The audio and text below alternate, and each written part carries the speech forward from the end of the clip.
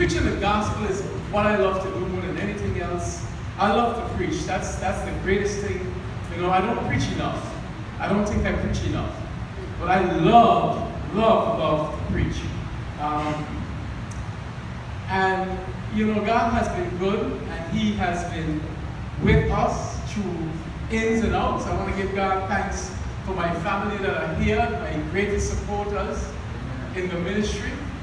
You know, they are always there with me. They always encourage me. My son tells me, you know, Roy, you need to get those songs that you used to sing.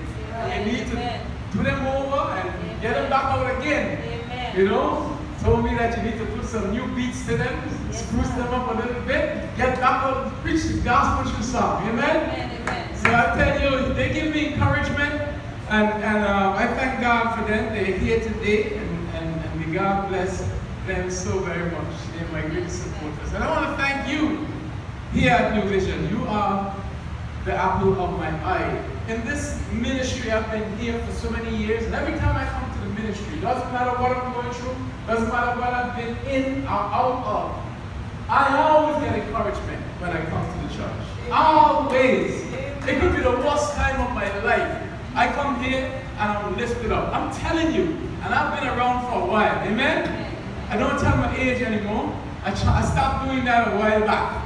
Amen? But I'm getting younger. Next year I'll be 5 years old. Can you believe that? I'll be 5 years old next year.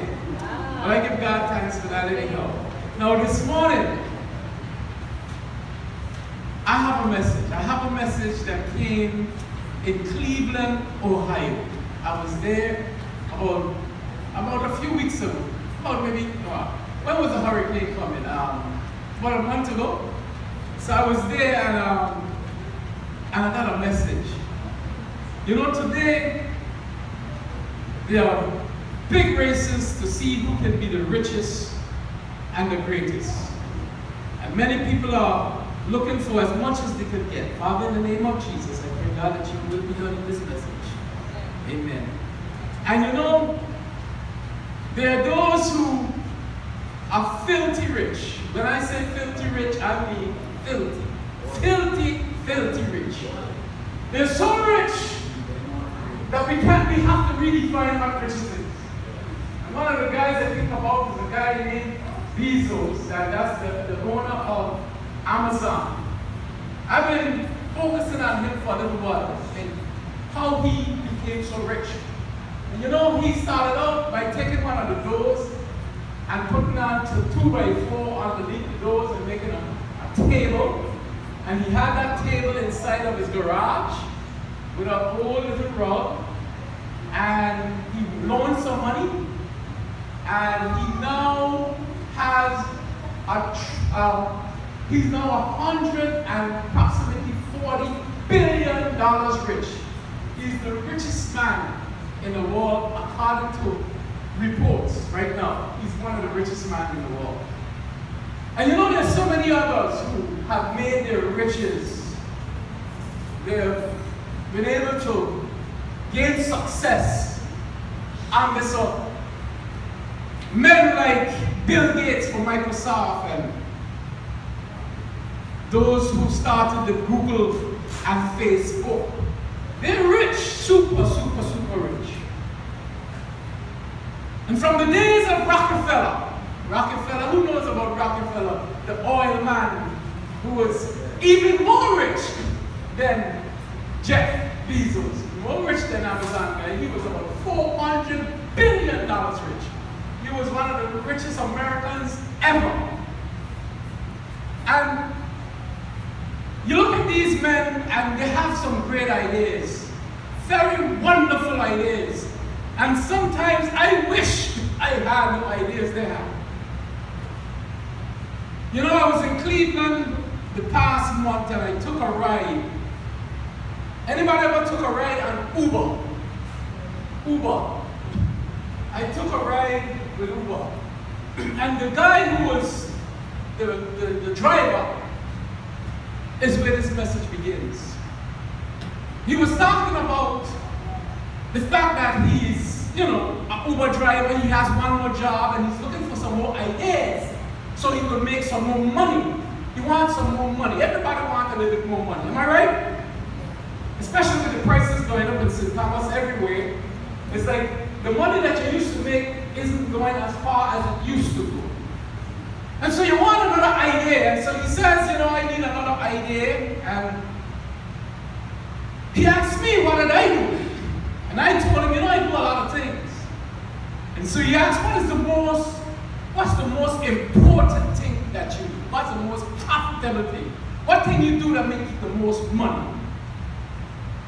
That's what he meant. But I said, you know what? The most important thing I do is I'm a preacher. I love to preach.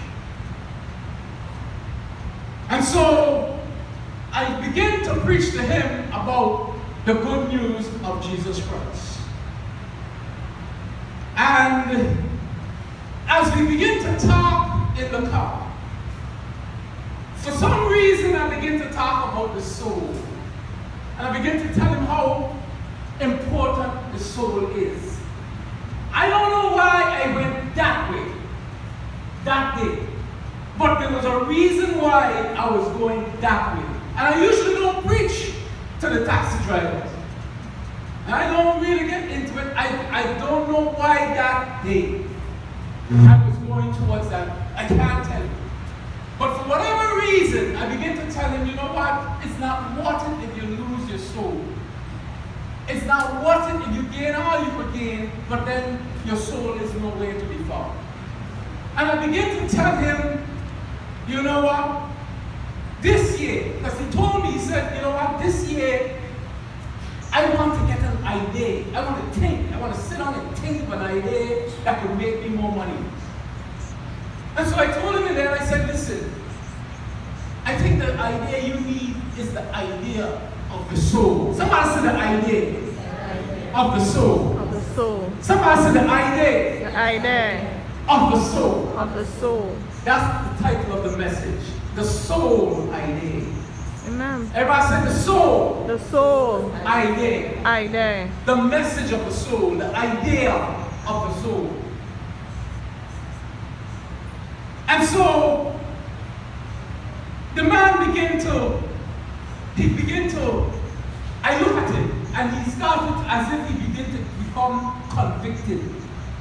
Because here it is, he thought he was going to talk about some good idea, he could make some more money in his pocket. But God had another idea. God had an idea of the soul. Somebody said soul. The soul. Just getting ready with the fire. Because the soul is the best idea. Amen. That's why the song says, I've decided to give Jesus my life, my choice. Everybody say soul, Soul. life. Life. My soul My soul is my life. is my life.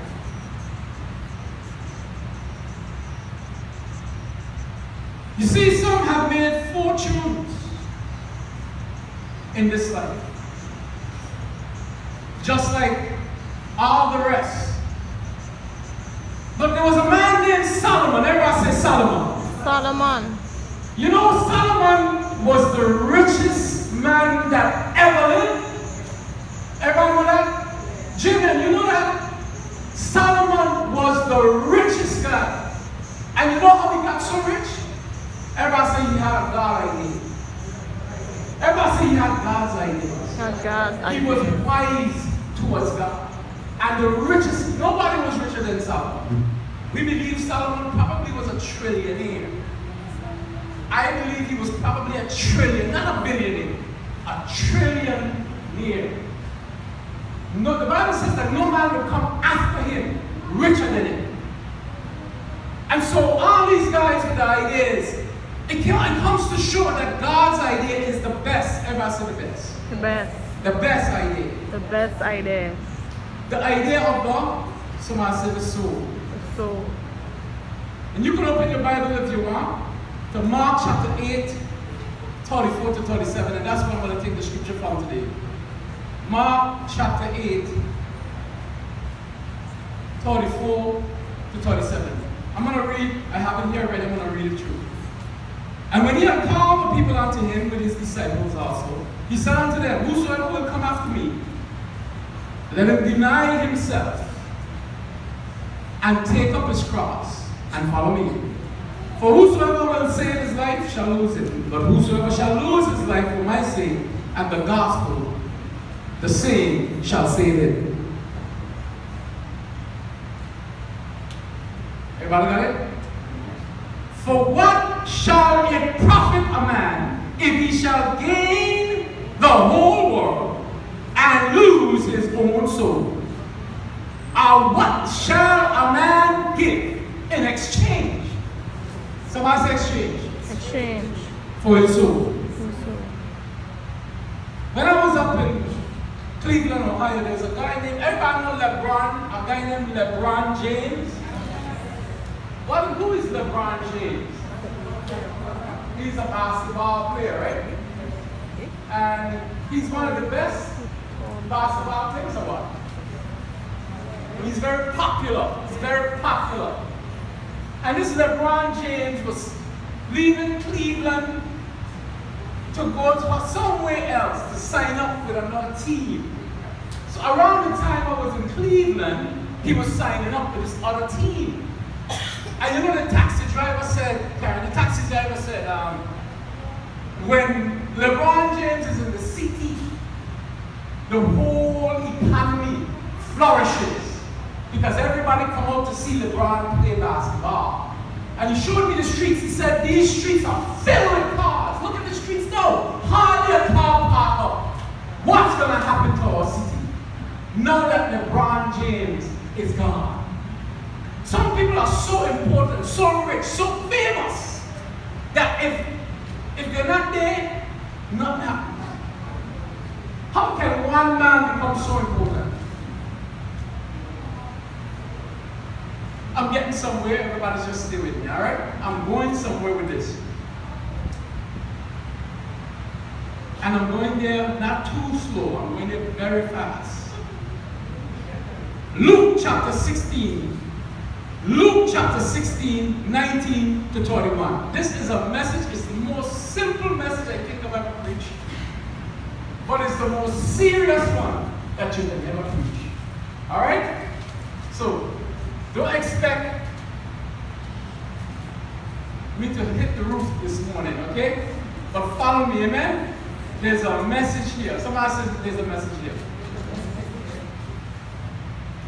There was a certain rich man who was clothed in rich silks and fine linen, and feasted on costly food every day, each day. There was also a poor beggar who was ragged and hungry and covered with sores. His name was Lazarus. Everybody say Lazarus. And they laid him at the rich man's gate, for he desired to be fed with the crumbs which fell from the well-supplied table. Now this really jumped out at me. Even the dogs had pity on this man, and they came and licked his sores. And it came to pass that the beggar died, and the angels carried him, everybody say carried, away to heaven, where he no longer was clothed in rags, but in glorious array. He was no longer hungry, for he sat with Abraham and leaned upon his bosom. Follow me. The rich man also died, and he was buried. Everybody say buried. He was not carried away to heaven, but he went to a place of torment, where he lifted up his eyes, and in the distance saw Abraham with Lazarus in his bosom. And he cried and said, Father Abraham, have mercy on me, and send Lazarus, please send Lazarus, that he may dip the tip of his finger in water and cool my tongue. For I am tormented in these flames. Somebody say flames. But Abraham said, Son, remember that in your lifetime You receive all the good things when you was alive.